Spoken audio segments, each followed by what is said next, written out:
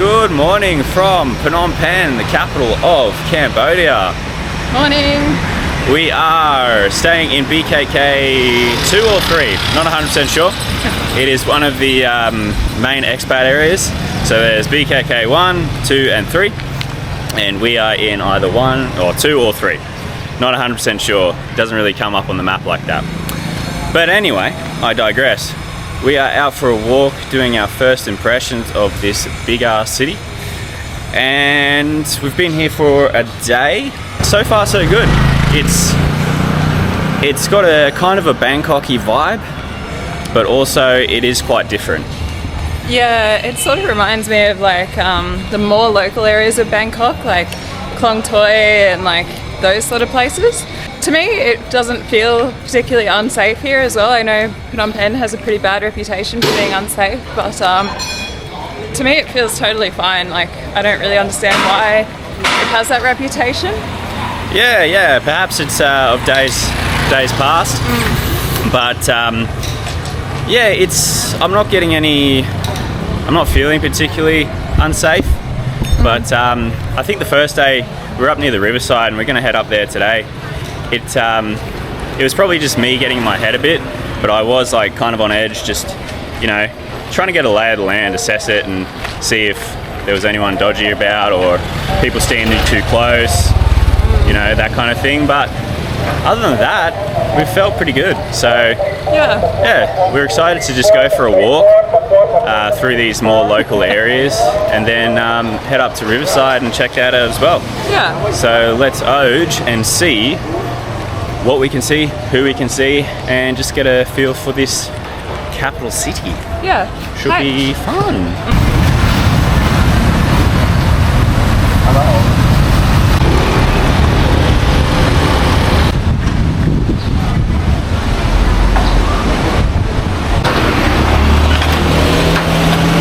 Cambodia was occupied by the French, so you can still see flashes of that in some of even that street sign there, the little metal and the, what do you call? Yeah. Little it's design. Like decorative. Yeah. You can see it in the architecture too, which is really cool. Some of the old French colonial architecture still exists around here and around like some of the other places that we've been. Yeah, Siem Reap, Battambang. We saw it. It was well preserved and very nice at Battambang on the riverside. Yeah, it's beautiful. Yeah, it's quite beautiful to look at. But there is quite a mix of new, old,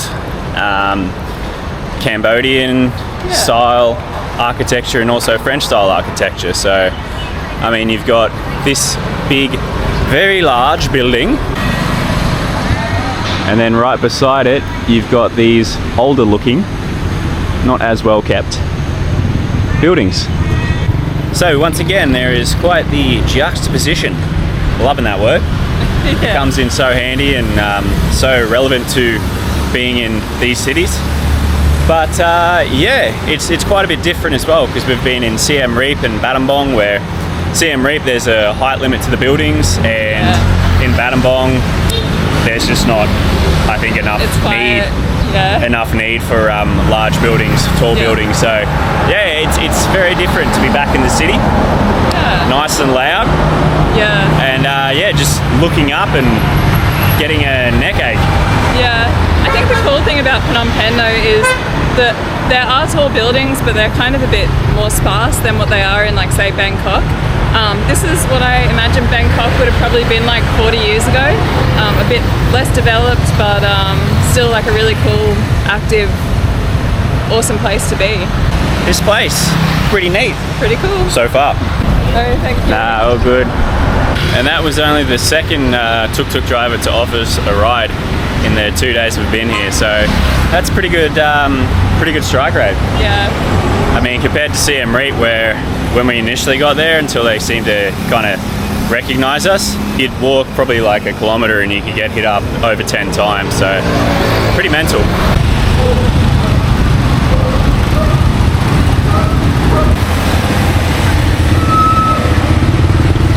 That has got to be by far the worst collection of wires on telephone poles that I've seen in Southeast Asia. Yeah, some of them look like they're going to fall over. Yeah, it legit looks like some of them have just got so much weight from the wires. They're just being pulled over, and they're on the piss, as they say in Australia. So yeah, just like Thailand, but just a bit harder. Same but different. Pretty much. A lot of these things are going to be same but different. It's a good thing. Like, we love Thailand, we love Cambodia. It's really good. Yeah. It's an absolute hodgepodge of wires. You love to see it. It's always nice to look at. Yeah. Interesting. I don't know about nice, but I like to look at them.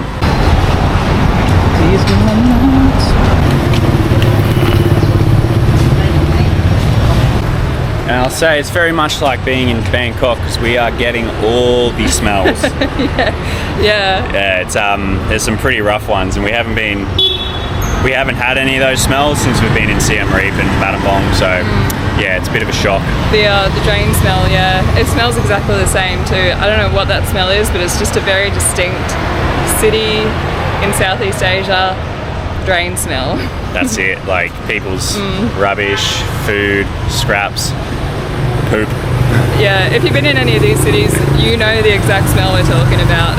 Yeah, so if you don't like it in Bangkok, too bad it's in Phnom Penh as well. I think after a couple of days, you just kind of get used to it. Yeah, definitely. Like, I found enlightenment. Was there a hotel whatsoever? Herb Cafe. So far, walking through Phnom Penh, we've noticed that the sidewalks are not too crash hot, and some of them are non-existent. So it seems to be acceptable and fine to walk on the road. People are pretty aware of where you are, what you're doing, and trying not to kill you. I bear that in mind. A lot of them are on slopes too. It's really annoying to walk on, to be honest. Yeah, you're like on an angle and you're walking like sideways. So yeah, a little bit of info for you there. A little bit of info. Just if you enjoy walking, then it's a bit different here in Phnom Penh, but walking on the road looks to be quite acceptable. And as well, crossing the roads, once again, it's pretty much a case of just send it, don't hesitate, because people are watching out for you. They're going to slow down. They're going to, it's all one organic, one together organism. The traffic, the pedestrians, we all move in unison, and if you get the kind of flow of the city, the flow of the traffic, you're going to be okay walking on the roads and crossing them. Don't hesitate, because that'll confuse the shit out of them and you might cause a crash or get hit. Yeah, it's organised chaos is what I would call it. Yeah, 100%. Yeah. Driving as well in Cambodia, I would say, is slightly worse than Thailand. Yeah, again, it's organised chaos. It's like, for what we're used to, it's a bit of a shambles, but it works.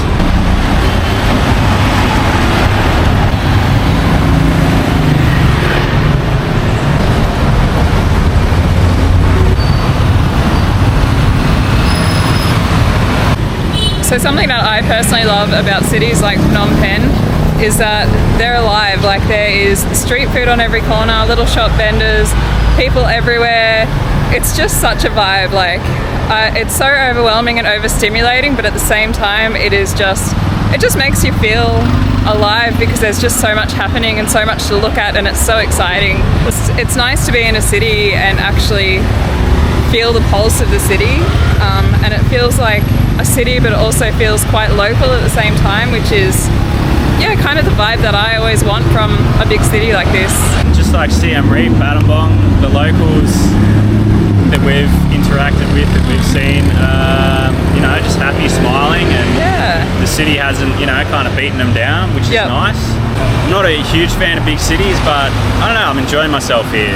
Me too. It's new, it's fresh, and there's levels to cities, and some I enjoy more, some I don't. Like Kuala Lumpur, didn't enjoy it all, but I don't know, Phnom Penh and places like Bangkok, for like 4 or 5 days, it's nice. And then after that, I need kind of like to go a bit away from it and to have a bit of a detox. Another really cool thing about Phnom Penh is a mad coffee culture here, which as Aussies, we love the coffee culture. So I'll just turn the camera around so you can have a look. Street vendors all pretty much around there with all the umbrellas. Shops there, pharmacy, more street vendors just down there. And you got more construction just going on in the back there. Yeah, it's really sick.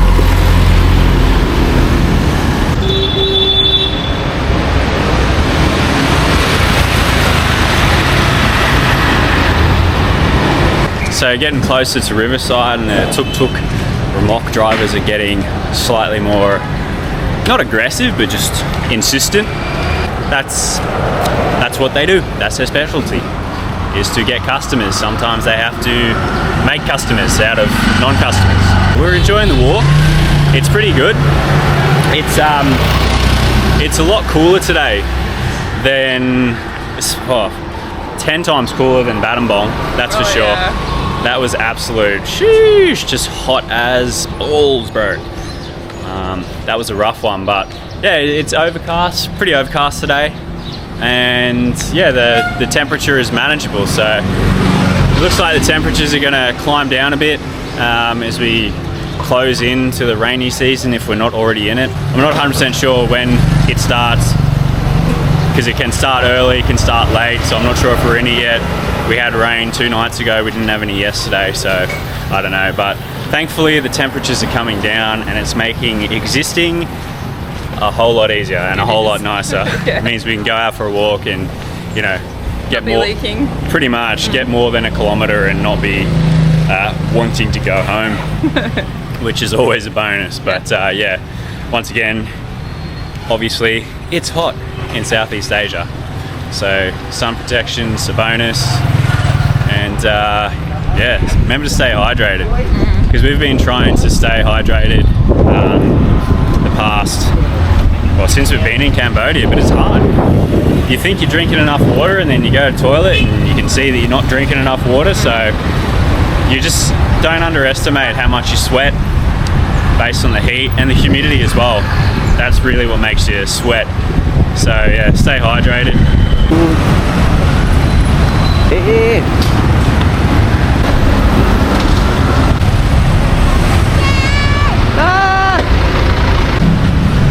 Cleaning in progress. Okay. Watch your step. I love how the only warning sign they've got for it too is that tiny little cleaning in progress sign. They've got nothing else. No barriers. To be honest, you'd have to be pretty dumb to fall into that hole when it's quite obvious that it's there. We saw it from like 100 meters away, but still, mind your step in Phnom Penh. So we're just about at Riverside now. It's just on the other side of this block. This what next to us is Wat Unalam Monastery. This one is amazing. It's once you get around to the front, you'll be able to see just how golden it is and prominent it is. And as we get into these more touristy areas, the tuk-tuk drivers once again do seem to get just a little bit more persistent. Yeah. Oh mate, great English. Hello sir, how are you? And then he just whips out, he said Royal Palace is closed today. So I've heard that before, but I was in another country. And if you've ever been to Thailand, or you know anything about the scams in Thailand, that's how it starts. And then he just whipped out a laminated piece of paper with all the other options, locations that we could visit. But we're enjoying the walk, enjoying this fitness, and yeah, would not trust that guy as far as I could throw him. Yeah, it is a bit annoying, but it's their job, so just kind of take it with a grain of salt, I guess. Yeah, it's annoying, but it's just like there's ones that are persistent, and then I'm gonna go out on a limb here and say he was just flat out lying, trying to yeah, just deceive us. So yeah, I can accept when tuk-tuk drivers are, you know, they're persistent, and that's fine, you know, they're trying to make some money. But when they're lying to you, they can fuck right off, to be honest. But look behind us, this is one of the pagodas, or the chetties. Yeah. Probably a chetty. That's chetty. This person must have been something special. Yeah. So this is a 1400s Buddhist temple, monastery, Wat Unalam, and it is right on the riverside. And just the amount of gold, I'm not 100% sure if it's gold leaf, solid gold, painted gold, but it does look very like actual gold. So I'd say it's gold leaf or solid gold, which is worth a bit of moolah. Yeah. But yeah, just have a look around.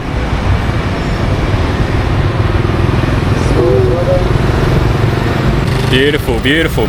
No, we don't want tuk-tuk. We're all good. Akun Franc, thank you, Bong. Yeah, so that is absolutely amazing. It's so golden on the riverside as well. So if you're up this way, I would definitely go in, have a look, and get out of the sun. Yeah, that'd be a good idea. We'll head down the riverside so we're out of the sun. And this is the riverside. I said to Sarah just before, I'm surprised at just how big it is, just how wide it is. Yeah. We're used to Siem Reap and Battambang rivers. You know, they're wide, but they ain't this wide. Huge, huge boats just chugging along. And people in the water. Yoo!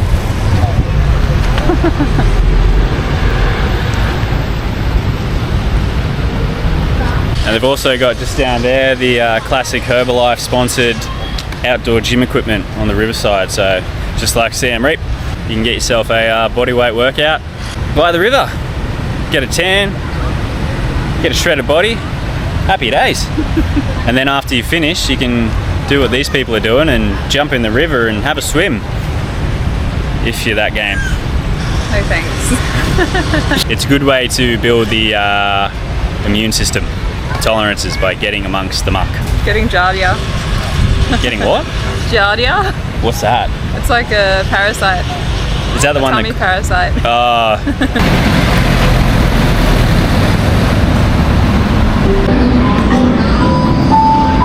So these kind of massage places that are offering very cheap massages, I have read quite a bit online that these are the ones that will have lock boxes, but they'll have 2 doors.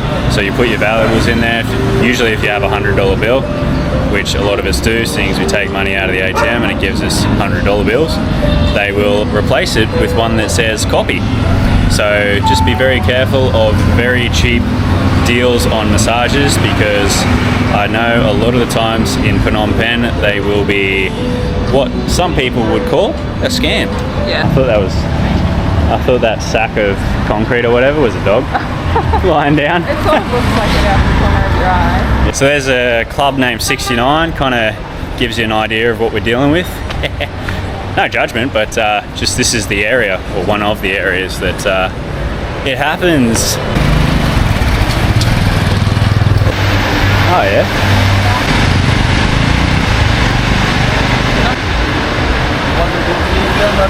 Nah, all good. I couldn't.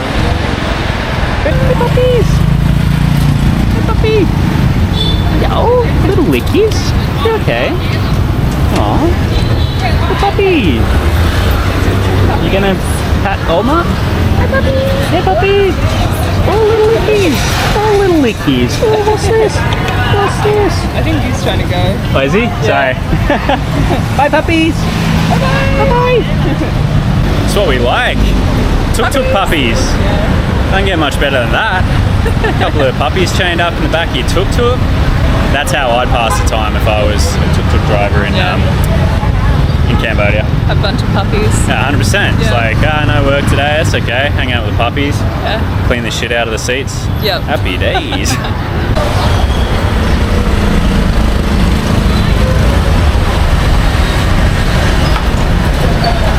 That's of the day. Let's go. Okie dokie. Bag on the front now. Just because. So this was our first little impressions, walk around of some areas of Phnom Penh. It's got some similarities to Bangkok, but it definitely feels a lot more tame. Yeah. It's not as busy as pumping as Bangkok, which is quite nice. It is in the area, especially this area, it's a bit more manic, but yeah, weekday during the middle of the day, Yeah. it's pretty easy to walk around, not die, and have a good time. I actually really like it here. Like, as I've said, it does have more of a local feel, even though it is a big city. The buildings aren't so jam-packed that it feels like you're just like suffocating in the middle of a city. It is, just a really nice city. I don't know how else to describe it. Like, obviously you have certain things about cities like this that are dirty. Like, you've got your rubbish, you've got your kind of gross sidewalks and stuff, but just the fact that the city is alive and there's people about and you've got your street food, it's pumping, just makes it a nice place to be. Some decent buildings going up at the moment, being constructed. There's also a few ghost buildings which I'd probably attribute to the pandemic and the tourism, lack of money in the area. Tourism isn't a huge part of the GDP in Cambodia though. It's not nearly as relied upon as Thailand, which I read the other day, which is quite interesting. I think it only makes up like 5-8% of the annual GDP, which isn't a whole lot. I mean, it's a lot of money for mere folks like us, but for a country it's not a huge amount, a huge part of the GDP. So it seems to be there's more buildings, like high-rises being built, but at the moment where it stands right now, it is quite nice. As Sarah said, it's not too jam-packed, not too suffocating, and with a lack of all those big high-rises, I'm sure it makes the traffic a lot better as well, because you're not going to have so many people jam-packed into one spot. I mean, there's a whole heap of people here, but due to the fact that there isn't like 20-story high-rises right next to each other accommodating like thousands of people, I think it makes it a bit more manageable and a bit nicer. Yeah, definitely. Yeah, we're going to end it here. We've got a few more videos coming out from Phnom Penh, doing some of the touristy things, and also just some of the other things. The other things in Phnom Penh. So far, I'd be quite happy to come back to Phnom Penh for a few days. Yeah, me too. Living here, probably not, but just to come back here, kind of like Bangkok, I can go there for a while, leave, and then come back, and I'm happy to do it.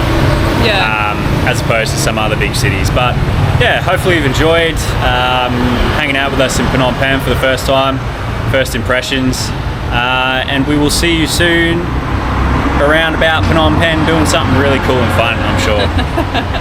But thanks for watching. Very fresh. I like it. Like and subscribe, and we will see you in the next video. Bye.